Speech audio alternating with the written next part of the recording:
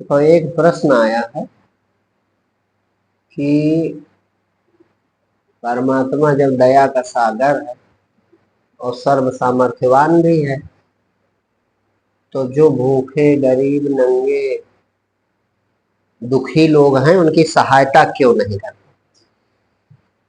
तो ये प्रश्न जो है परमात्मा की नियति पर चिन्ह लगाना। हमें विचार करना चाहिए कि जो अद्भुत सृजक है, सृजन करते किसी ने नहीं देखा और अद्भुत सृजन किया है उसने। पेड़ पौधे, पत्तियां, फूल, चिड़ियों के रंग देखो, धरती के प्रकृति के विविध रंग, मनुष्यों के विविध रूप रंग, तो अद्भुत सृजक है वो। करते किसी ने नहीं देखा और सब हो रहा। और अद्भुत पालक है। करते कोई नहीं देख रहा, सबका पालन भी कर रहा।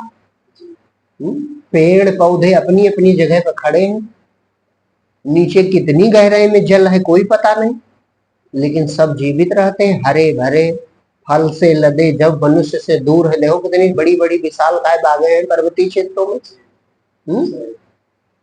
सब सुंदर, सब विरुज शरीरा, अल्प मृत्यु नहीं कौन्यू पीरा, दैहिक दैविक भौतिक तापा, राम राज नहीं काहू व्यापा।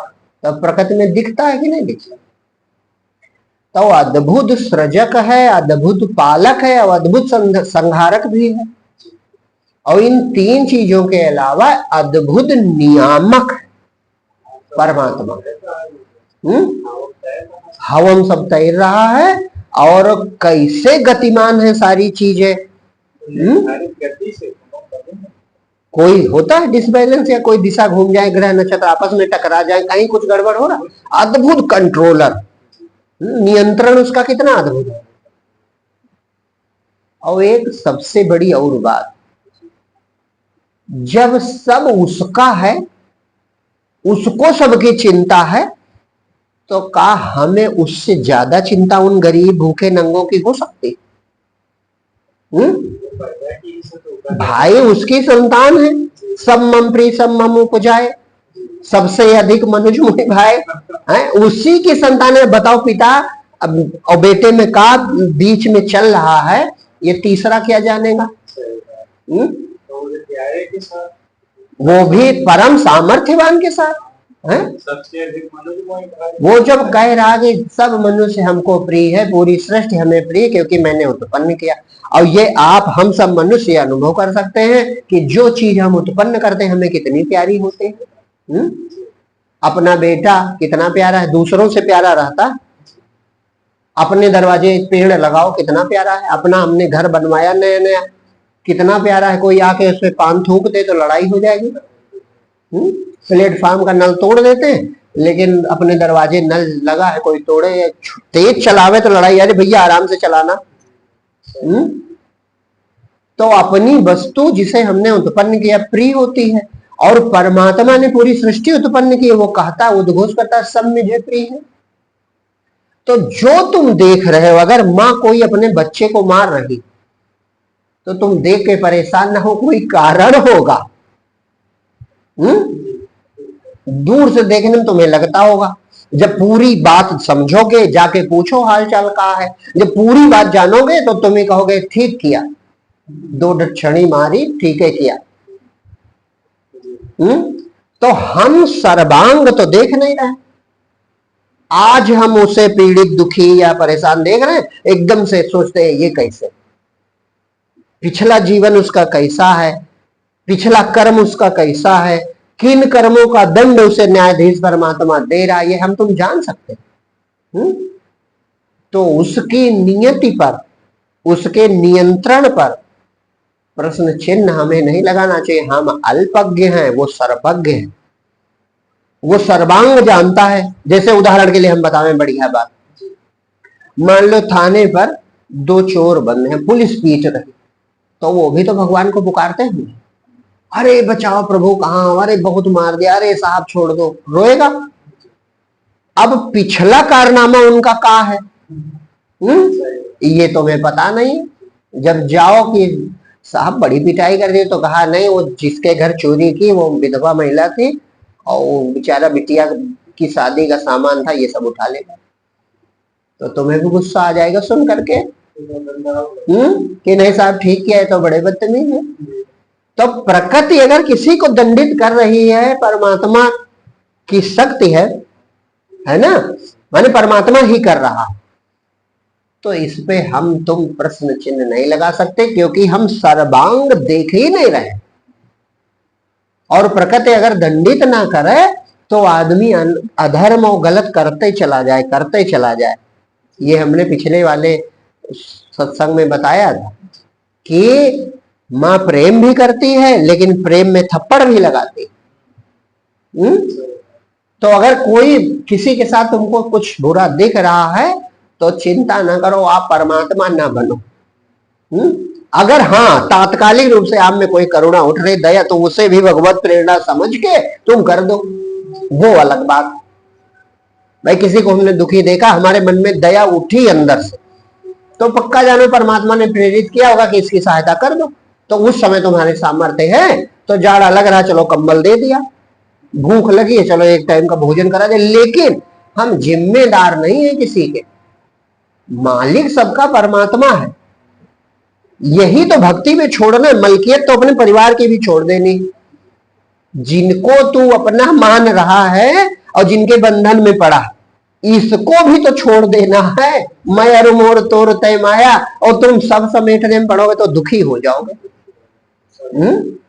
अरे हमको क्या पता सर्वांग में इन किन कर्मों का फल उन्हें मिल रहा है, किस कारण वे गरीब है, किस कारण वे दुखी हैं, किस कारण कोई अमीर है, किस कारण कोई सुखी है, हम जान सकते। ईश्वर न्यायाधीश है। ये जिनको दंड मिलता है या जिनके साथ गलत होता है, तो आदमी चीख चीख के कहता कि देखो हमारे साथ हुआ था, आज उनको ये मिल गया, कहता कि नहीं कहता? तो जो अद्भुत नियामक है, जिससे गलती होती नहीं, तो हम कौन है प्रश्न करने वाले हैं? और सामर्थ्यवान तो वो है ही है। वो जो कर रहा है भले के लिए कर रहा, उन्नति के लिए कर रहा, कल्याण के लिए कर रहा। हम न देख पा रहे हैं तो ये हमें अपनी अल्पज्ञता समझनी चाहिए कि हमें तो सर्वांग मालूम नहीं। संत कहते हैं कि किसी को बहुत दुखी देखो तो उससे नजदीक जाके देखो, तो अगर तुम विवेकवान हो तो समझ जाओगे कारण क्या है। जरूरी नहीं है कि बहुत कमजोर गरीब आदमी अहंकारी ना हो, अभिमानी ना हो।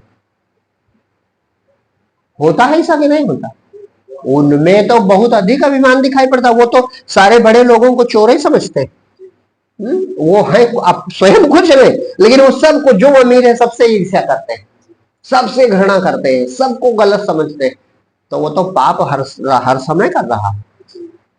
तो ये चर्चा नहीं कौन क्या कर रहा है, लेकिन ये पक्का है कि इसके बारे में हमें विचार नहीं करना चाहिए, बल्कि प्रभु की मर्जी समझ के शांत रहना चाहिए। अगर कहीं कोई दुखी दिखाई पड़ा, हम में सामर्थ्य है, प्रभु ने प्रेरित किया, तो पक्का जानो उस समय तुम्हारा वो धर्म है, वो उतना कर दो। प्रभु ने तुम्हें उसके लिए चुना है, वो कार्य आप कर दो। इसे ही परहित कहा जाता। आपके द्वारा करवा रहा है तो बदले में आपको वो अपनी भक्ति देने वाला होगा, अपना समझता है श्रेष्ठ। बाकी कैसे हो रहा है, कैसे ये विधान प्रकृति का चल रहा है, ये हम तुम नहीं समझ सकते। हाँ, ये श्वास चल रही है, वाणी निकल रही है, जीवन की ज्योति स्वामी मेरी कैसे जल रही है, जादू है या तमाशा, कोई का बता सकेगा कैसे बनी है, कैसे ये दुनिया चल रही है? कोई जान सकता है? भाई हम 1000 बार कहा करते हैं कि पंच तत्व से सब बना है, सब जानते हैं, लेकिन प्रभु परमात्मा के बीच का प्रयोग न करो, निकालो, कोई चीज नहीं निकल सकती। एक चना का दाना, एक सेब का फल, एक हरी पत्ती, कुछ निकल सकता है। और जो तुम्हारे धर्म ग्रंथों में लिखा है उस पर भी संशय न करो, क्योंकि जब सब परमात्मा की कल्पना मात्र है तो कुछ भी हो सकता है। भाई सचमुच तो सृष्टि रचना अकस्मात होती है, स्वप्न की तरह, और चलती नियम से, तो इसमें क्या विचार करना। हाँ एक चीज है, जो ये सब देख के दुखी हो रहा या व्याकुल, वो अपने को पहचान ले कि हम कौन, बस फिर दुख नहीं बचेगा, ना कोई संशय बचेगा, सिर्फ परमानंद बचेगा। भाई हमें चिंता है तो पहले हम अपने को पहचान लें, हम कौन है। चिंता करने वाला कौन है, दुखी होने वाला कौन है, किसको इतनी दिक्कत हो रही। और अपने को जब आप पहचानोगे तो अपना आप परमात्मा ही हो तुम। परमात्मा शब्द का अर्थ विचारो, अपना ही परम रूप, अपना वो रूप जो कभी परिवर्तित नहीं होता। तो तुम परमात्मा एक हो जाओगे, तुम्हारा सब विलास मिलेगा, सब संशय दूर हो जाएंगे।